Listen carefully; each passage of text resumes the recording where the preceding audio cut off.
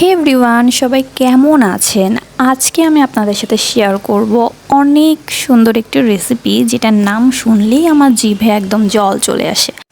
পোস্ত আমি খুব ভালোভাবে বেটে নিয়েছি একটু জল দিয়ে, আর এখানে আলু কুচি কুচি করে নিয়েছি এবং কাঁচামরিচ কেটে নিয়েছি। তো কড়াইয়ে যখন তেল গরম হয়ে যাবে, আমি এখানে সর্ষের তেল ইউজ করেছি। গরম হয়ে গেলে একটু পাঁচফোড়ন আর কাঁচা লঙ্কা দিয়ে ওই যে সুন্দর একটা স্মেলের জন্য ওয়েট করবেন।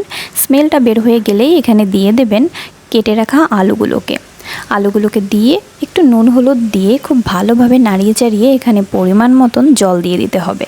জলের পরিমাণ ওই যে যতটুকু আপনার আলুটা সিদ্ধ হতে জল লাগে ততটুকুই আপনারা বুঝে দেবেন। আমি এখানে হালকা একটু চিনি ব্যবহার করছি এবং ঢাকা দিয়ে আলুটাকে সিদ্ধ হওয়ার জন্য ওয়েট করছি। আলুটা সিদ্ধ হচ্ছে আর আমি বাইরে থেকে দেখতে পাচ্ছি অসাধারণ একটা কালার কিন্তু চলে এসেছে রান্নায়। আমি এখন ঢাকনা তুলে দিয়ে বেটে রাখা পোস্তটাকে দিয়ে ভালোভাবে নাড়িয়ে চাড়িয়ে নিচ্ছি।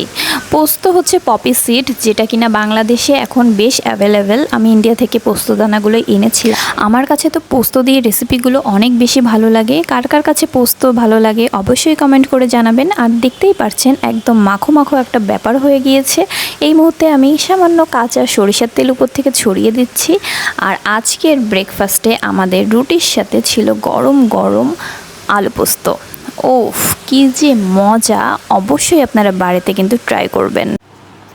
Thank you for watching, by.